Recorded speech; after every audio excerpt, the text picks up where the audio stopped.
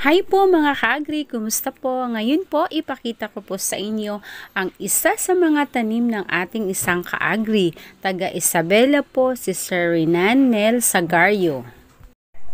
Isa po siya sa mga subscriber ko at viewer ko ng mga vlog. Lagi po siyang nagtatanong sa akin, nagme-message po siya sa page ko. Hinihingi po niya ang aking opinion at syempre sinagot ko naman po siya para makatulong po ako sa kanya. Ang isa po sa mga tanong po ni Sir Renan ay ano daw ba ang magandang foliar sa kanyang mga pananim. Tapos ang ginawa ko po, nag-send po ako sa kanya ng mga picture sa Messenger. Pinapili ko po siya kung ano po ang gusto po niya. Nag-send po ako sa kanya ng picture po ng Crop Giant 15-15-30 at saka Gromor na 25-30, saka Gromor 4048, saka 40K 0061. Nag-send din po ako sa kanya ng isang foliar din po na Nutrivant. Ang sabi ko po kay Sir Nan, mamili po siya sa mga sinend ko na mga foliar. Kung ano ang meron sila doon, yun ang gamitin po niya. Tapos po, nagtanong po siya uli kung ano daw po ba ang magandang fungicide para sa kanya mga pananim. Ang alam ko po, ang tanim po niya, ang variety po ay ang Longpin 2096. Uli po, nag-send po ako sa kanya ng mga picture ng mga fungicide. Ang sabi ko po kay Sir, gumamit po siya ng mga systemic fungicide para sa kanya mga pananim. So, bali, ang nasend ko po sa kanya mga fungicide picture ay ang Nativo po, Z10 Extra, saka Dietane. Ang sabi ko po sa kanya, kung wala pa pong tama ang kanya mga pananim, pwede po siya gumamit ng kahit anong fungicide po na protectant or gumamit po siya ng Dietane. Pero po kung may sakit na or may tama na po ang kanya mga pananim, hindi na po siya kaya ng Dietane. So bali mamili na lang po siya doon sa iba ko pong nabanggit sa kanya. Alam niyo po, mas maganda po na gumamit po kayo ng mga protectant para po sa inyong mga pananim, para po hindi po siya madaling kapitan ng fungus or anumang mga insekto na dadapo sa ating mga pananim kasi may protection po siya.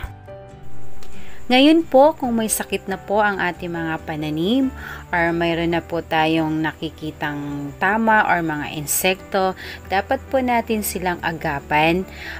Gumamit po tayo ng mga systemic fungicide, systemic insecticide, kahit anong brand po, basta systemic.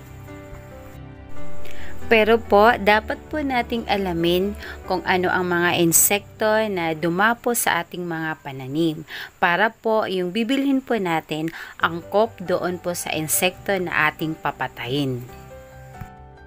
Sunod po si Sir Redan, nag-chat po siya. Ang huli po niyang tanong ay pwede daw po ba paghaluin ang fungicide, insecticide at saka foliar.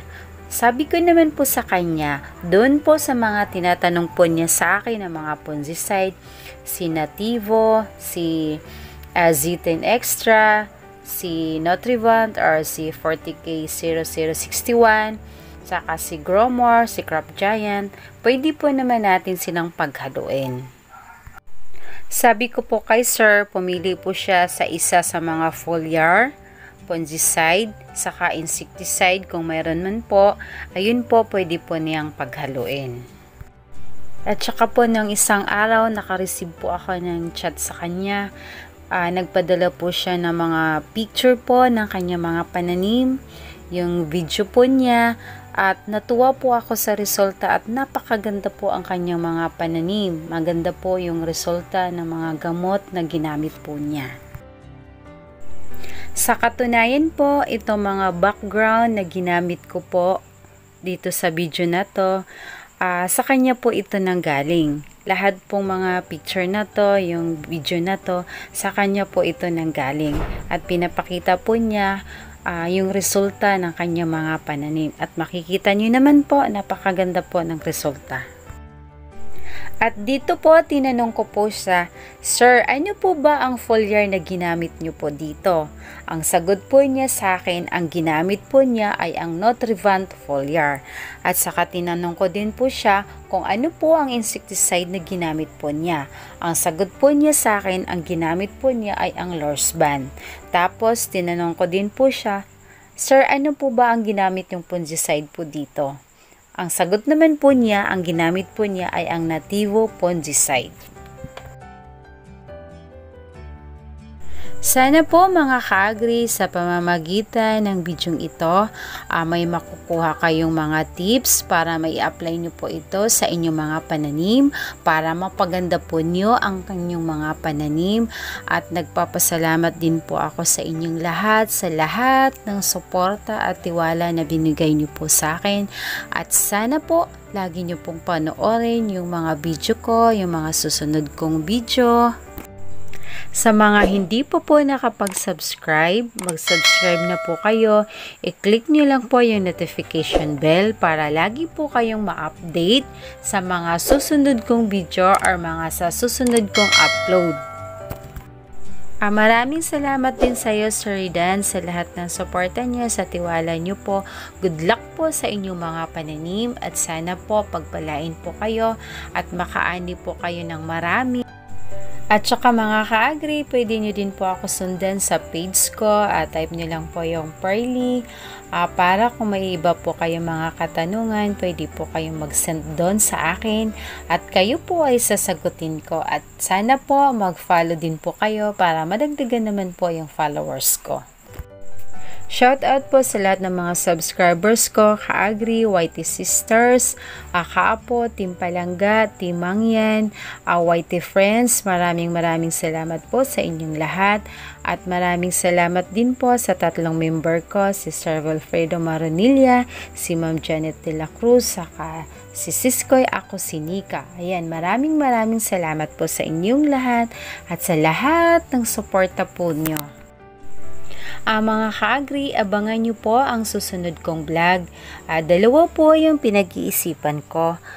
Fertilizer guide para sa kalamansi at saka po ano po ba ang lapnos. Ito po ay kadalasan na sakit ng mga gulay. Kaya po sa susunod talakayin po natin pero hindi po ako sure kung alin po dito sa dalawa ang mauna kong matapos. No stranger to pain. It's never ending. It's only